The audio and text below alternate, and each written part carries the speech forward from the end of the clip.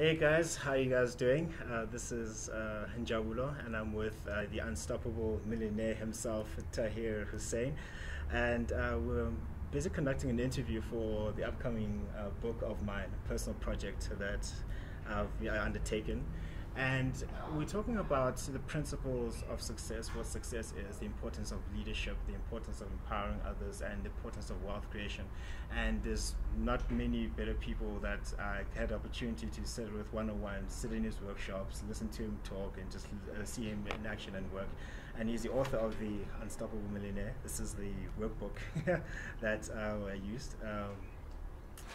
And it was just very great and very inspiring. So Tahir, if you could just introduce yourself and what your story is, just where you're from. Sure, absolutely. And well, first of all, congratulations on even attempting to write a book. And I know you do a pretty good job with it, because I had this experience of a few exposures with you, from the convention all the way to here. And you're hungry, because you really wanted to do it, and I want the audience to know that when you want something bad enough, you're going to find a way to get it. And you're here right now in this particular place doing this video for the people you love and care. That's your audience. So congratulations for that. Thank you very much. What is my story? A quick version of my story would be that I come from a very humble family background, and there were people who would say that, oh no, you can't do it, no, this is not for you, what, are you kidding, are you crazy, who does that? All of that kind of stuff. And you start realizing, when you believe in a dream strong enough, when you know that it is for you, and in gut you know that you've got everything in the world that you will do, you'll sacrifice to go and get it done, you just get it done. So that's what happened with me. I asked the question, what if? And for me it was like, well, what if this person is right? Let's give it a shot. What if that is right? And the result was, when I was 21 years old, I was building a $6 million business, teaching people how to build websites. At the age of 27, I earned, or I became a millionaire. At the age of 28, I was a multi-millionaire. My book speaks about that. And the reason I specifically mentioned that is because if I could do it, and I come from a very humble family background, where people didn't believe such things were true in the real world, at least not for us. They proved them wrong otherwise. And that basically gives millions and millions of people around the world hope that if I could do it, anyone could do it, starting with humble beginnings. One of the things my book speaks about at the end is, no matter what your circumstances are, or what your background is, if you have what it takes, you can do it. And that's what the book teaches. That's what the workbook is about.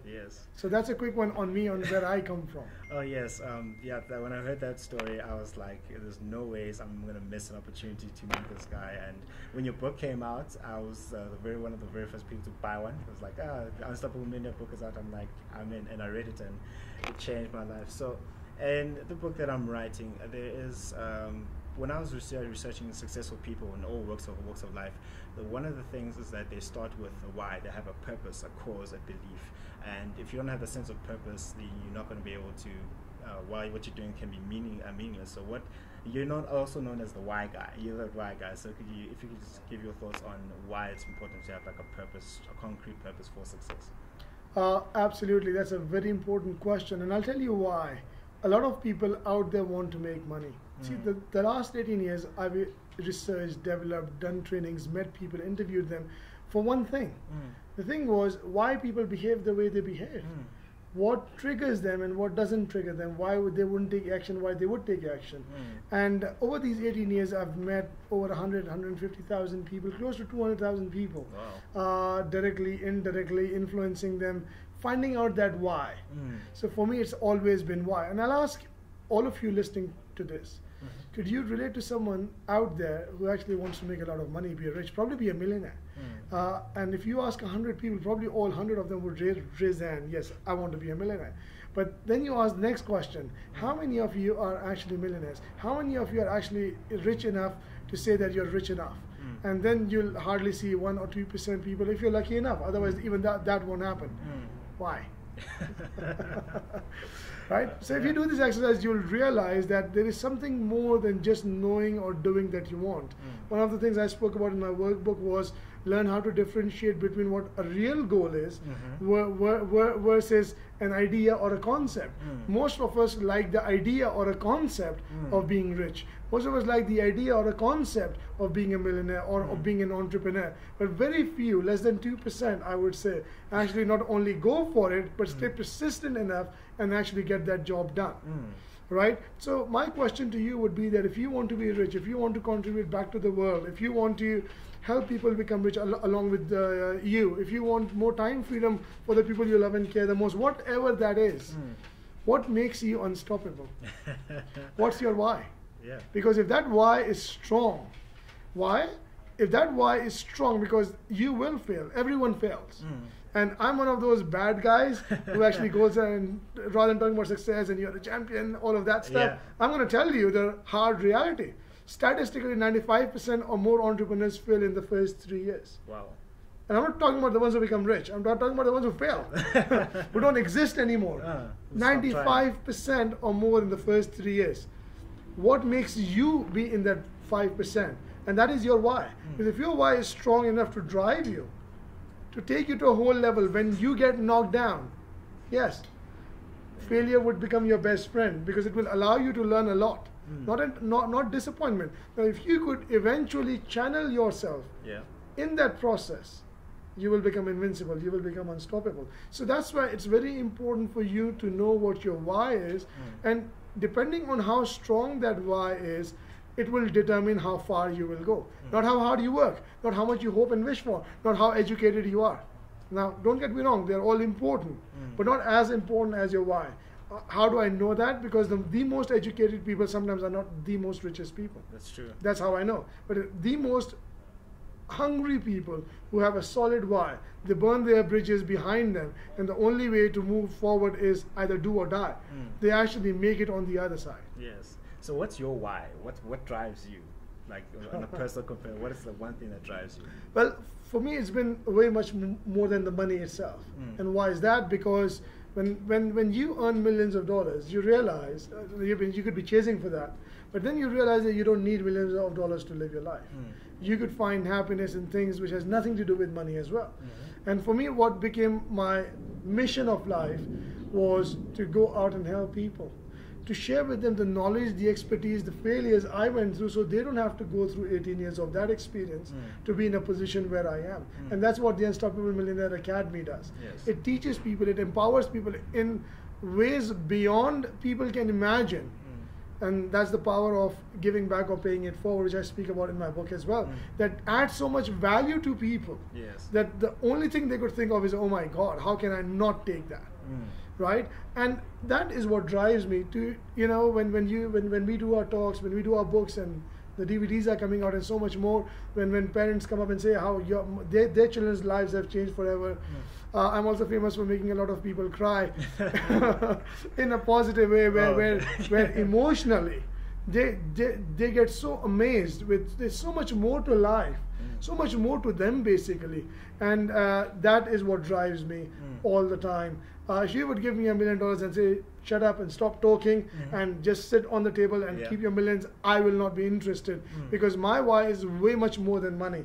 And I would encourage all of you to have a why way much more than the materialistic things. Now, they're important maybe for you, but that will only take you that far. There's a huge, bigger purpose out there.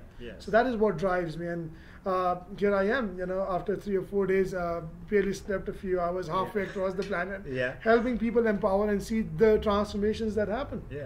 Well, that's awesome, man. The why guy. He's the why guy. So the next area I just want to talk about is the concept of leadership. In South Africa, yes, we are in South Africa. There is a crisis of leadership where there's a lack of it, or there is not enough of it. So most people, they think you have to be a CEO or a president or a big religious person for you to be a leader. However, in my experiences, even Robin Sharma talks about it, that you can lead from any level. You can be a leader from wherever you are.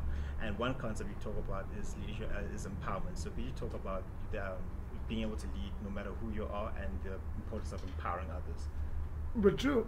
Now, that's another very interesting part, especially in this region. And here's my message, and I would literally plead you to listen to this carefully.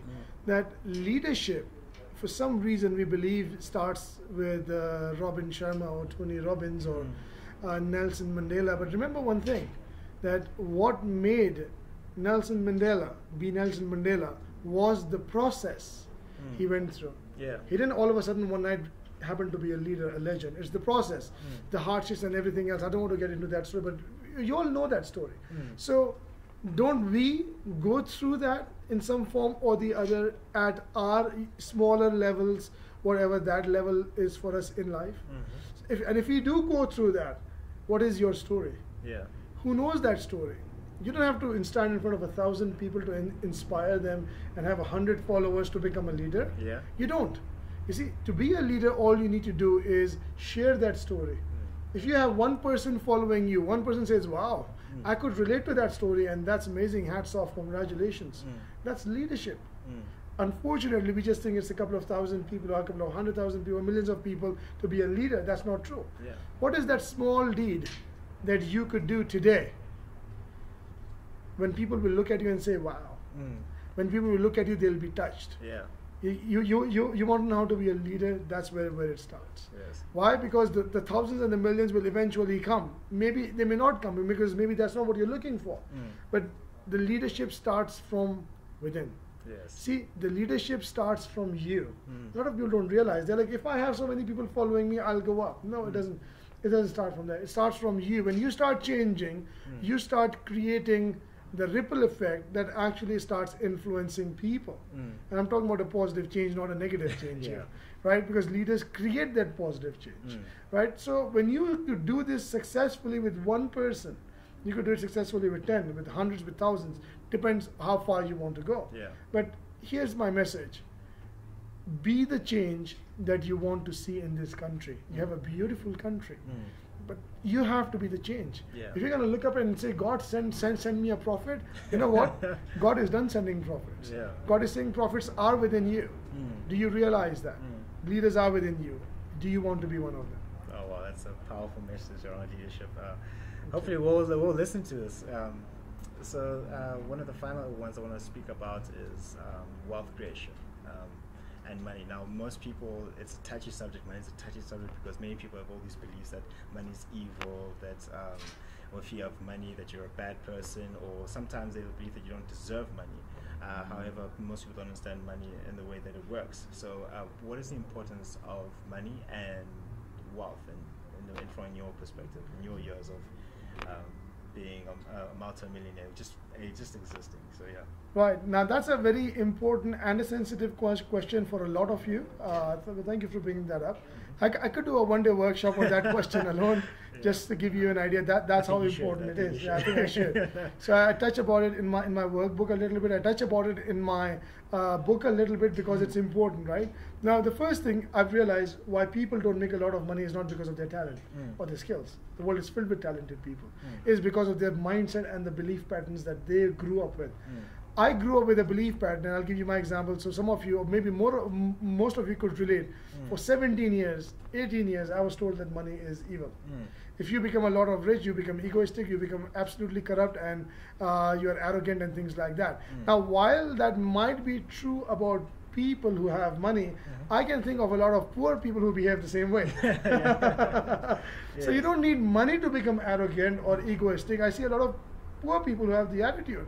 But on contrary, when I started researching on some other people, like Bill Gates, Melinda and Gates Foundation, they gave a couple of $1 billion over the last 10 years in charities and foundations. Tony Robbins, trying to feed a couple of million people this year alone, and so many more examples.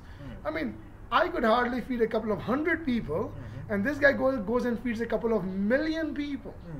Now, how many poor people could say that? And I'm not trying to put the poor people down, but I'm trying to make you understand that money is not evil. It is us. It's the human beings, not the money.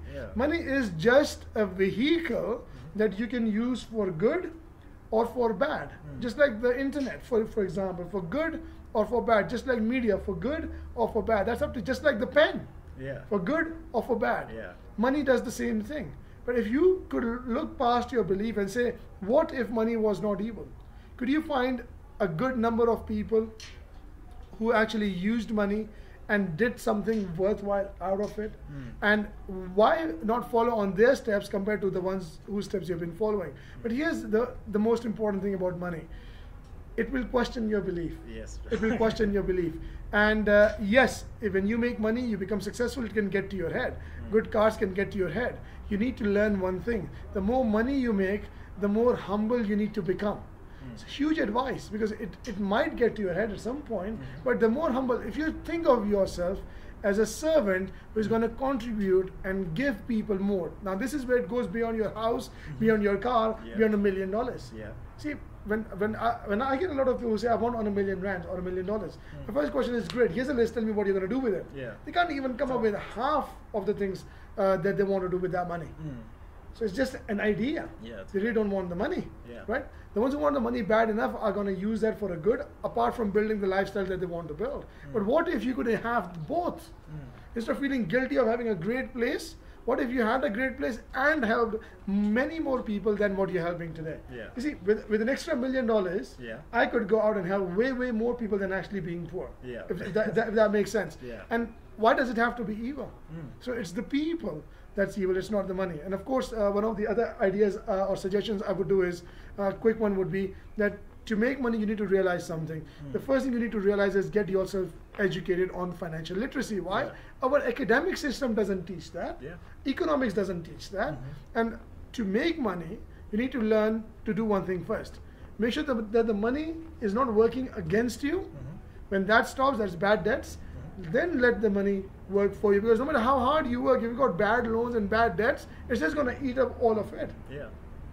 So let's make sure you don't make that mistake. So just a few tips there on why money is not evil. It's the people who are good or bad, and how you should learn or invest in yourself to get educated more on the finances. And we'll be running many workshops even on those. Yeah, we'll be sure to watch out for marketing material on that one. Yes. So that concludes the line of questioning. We could go on for days and days and days, but just a little teaser. You can learn a lot more from this man when it comes back down to South Africa. So just a final word from you around those people who want to be more successful, those who want to be unstoppable, but something's like holding them back. If you can just give them one more pearl of wisdom around being unstoppable in terms of becoming more successful. Yes. Here's a quick advice, and I could relate to this because I was probably just like one of you listening to this video right now. I was listening to someone's video. Then sometimes what we do is we look at our current situation where we are, and we start comparing ourselves with people who are very successful, and we look at them and we say, oh my God, whoa, I can't be that person. This is so big, right? What we don't realize is that majority of them have gone through similar struggles or worse struggles than what we actually are going through, and they came out with flying colors. I've realized that the more higher a person has become successful, the more worse he went down failing in life. So the more you fail, The more more, you be yeah, successful. it's like a bouncing concept. You know, when a ball bounces, the more hard you hit the ball on the ground, the more higher it bounces. So the deeper that they failed, the more phenomenally they grew up. So that's what I would encourage all of you, that don't get hyped up thinking that they are way from a different planet. They're from the same planet. Look at their stories, find out what those stories are. Today with technology we could do that, and study those stories, that in what adversities they decided to change their life. And if they could do it, what is stopping you from not doing it? And that should be a huge empowering belief for you when you started putting in a lot of research, but only you can do it. And my other advice would be there for our courses and stuff like that we do, because it allows you to open up your mind to a whole new world of possibilities which you never knew existed. They're all around us. Yes. So that's my advice. That's great. That's great. Thank you very much, Tahir. My pleasure. Thank My you pleasure. very This much. was great. Thank you for all that you're doing for the people of this lovely country and continent. Yes. And I really wish you the very best. So All proud right. of you. All right. Thank you very much. Take care. Okay, guys, we believe that you have that you can go out there and live an inspired life. Now go out there and show the world how great you are. Thanks.